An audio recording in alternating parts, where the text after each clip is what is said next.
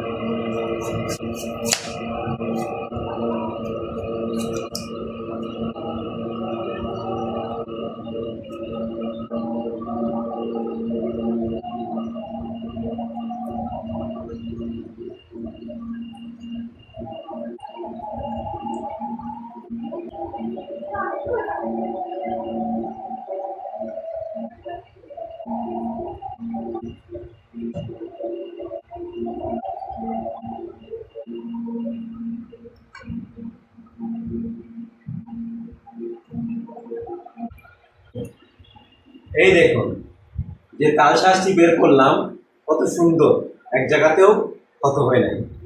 তো দেখুন এর ভিতরে সম্পূর্ণ পানি আছে, সম্পূর্ণ পানিটা এর ভিতরে আছে,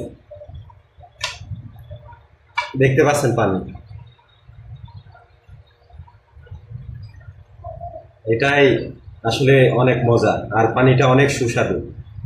এটার সঙ্গে দুইটার মিশ্রণে অনেক সুন্দর লাগে। তো একটু খেয়ে দেখাই, বিসমিল্লাহির রহমানির রহিম।